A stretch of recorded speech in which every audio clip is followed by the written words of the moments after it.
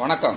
Salem எம்ஏநாதன் YouTube நேயர்களே, இன்னைக்கு சக்கரவள்ளி கிழங்க எப்படி புதுமையான முறையில் நல்லா வேவிச்சு சாப்பிட்லாம் அப்படிங்கிற மெத்தடை தான் நம்ம இன்னைக்கு பார்க்க போகிறோம். எல்லோரும் வேவிச்சு சாப்பிட்ருப்பாங்க, தண்ணியில் போட்டு அதை கொதி வந்தோடனே எடுத்துகிட்டு சாப்பிடுவாங்க. இதில் இருக்கிற சத்துக்கள் அனைத்தும் வந்து தண்ணியில் இறங்கிடும். அந்த மாதிரிலாம் எதுவும் இல்லாமல் முழுமையான சத்து நமக்கு கிடைக்கிற மாதிரி எப்படி அதை வேவிச்சு சாப்பிட்லாம் அப்படிங்கிறத நம்ம இந்த வீடியோவில் பார்க்க போகிறோம். நம்ம சக்கரவள்ளி கிழங்கு வேவிக்க போகிறோம். அதுக்கு தேவையான அளவு தண்ணி இந்த மாதிரி இப்போ நம்ம செய்கிற மாதிரி நீங்கள் செஞ்சீங்கன்னா அது விரும்பாதவங்க கூட நல்லா விரும்பி சாப்பிடுவாங்க. நல்லா அழகாக வெந்து வரும். ஸ்டவ் ஆன் பண்ணிடலாம்.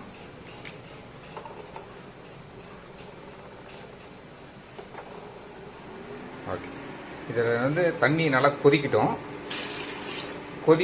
அதுக்குள்ள நம்ம கிழங்க நல்லா கழுவிட்டு வந்துடலாம். இது வந்து ஒரு 1/2 கிலோ சக்கரவள்ளி கிழங்கு. இதை நம்ம வந்து நல்லா கழுவி எடுக்கணும். வாங்கும் பொழுது இந்த மாதிரி நல்லா உருண்டை கிழங்கா பார்த்துடுங்க. அது அந்த மடங்கி ஒல்லியாக இருக்கிறதெல்லாம் எடுக்கக்கூடாது.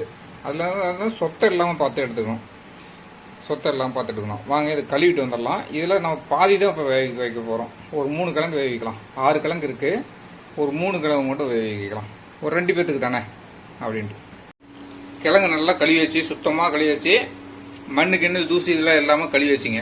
இப்போ வாங்க தண்ணி வச்சிருக்கோம்ல, அது கொதிச்சிருச்சான்னு பார்க்கலாம். கொதிச்சிருச்சா இல்லையான்னு. சூப்பர், கொதிச்சிருச்சு. இதில் நம்ம உப்பு போடணும். கல்லுப்பு தான் போட போகிறோம். 1 ஸ்பூன் போட்டுக்கலாம். அது கலைஞ்சோன்னே இந்த தோசை கல்லுக்கு, இந்த இட்லி பாத்திரத்துக்கு உண்டான பாத்திரம் இதுதான். பட் ஆனால் நம்ம இது வைக்க போகிறதில்ல. ஏன்னா இதில் வந்து ஓட்டை இல்லை. அதனால் இது வேண்டாம். பழைய இட்லி குண்டானில் இருந்தது வைக்கிறோம். சரிங்களா? மேட்சாதா? நடுவில் ஓட்டை இருக்கு பாருங்க. நடுவில் ஓட்டையாக இருக்கு இல்லையா? இதில் தான் ஆவியெலாம் வந்து நல்லா வேகும். இப்படி வச்சுக்கலாம்.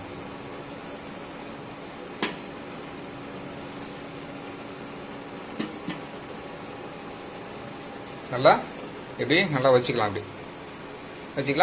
ஆவி வரணும். அதில் ஆவி வந்தால் தான் வேகும். அதுக்காக தான். இப்போ மூடி வச்சிடலாம். ஒரு 10 நிமிஷம் கழிச்சு நம்ம பார்க்கலாம். நல்லா வெந்திருக்கும். சாப்பிட்றதுக்கும் நல்லாயிருக்கும். தண்ணியில் ஊறினா அதில் இருக்கிற சத்தெல்லாம் தண்ணியில் இறங்கிடும். டேஸ்ட்டு தெரியாது, சலசலன்னு ஆகிடும். அதனால் இந்த மாதிரி வேவிச்சு சாப்பிடும்போது கொஞ்சம் நல்லாயிருக்கும். எல்லோரும் கொஞ்சம் விரும்பி சாப்பிடுவாங்க. 10 நிமிஷம் ஆயிடுச்சு. பார்க்கலாம் வெந்துருச்சா இல்லையான்னு.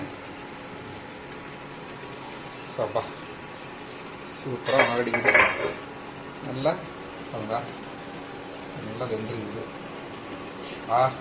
சூப்பர், வெந்துருச்சு. பெரிய கிழங்கு வெந்துருச்சு. அப்பா வெந்துருச்சுங்க. ஓகே, ஆஃப் பண்ணிடலாம். இதை எடுத்து விட்டு காட்டுறேன் பாருங்க எப்படி இருக்குன்னு. சரிங்களா? எவ்வளோ அருமையாக வந்துருக்கு பாருங்க. நல்லா சாப்பிட்றதுக்கு நல்லா மாவு மாதிரி நல்லா அற்புதமாக இருக்கும். இப்படி செஞ்சு பாருங்க. நல்லா இருக்கும் சாப்பிட்றதுக்கு. எல்லாரும் விரும்பி சாப்பிடுவாங்க. நன்றி. அடுத்த வீடியோவில் பார்க்கலாம்.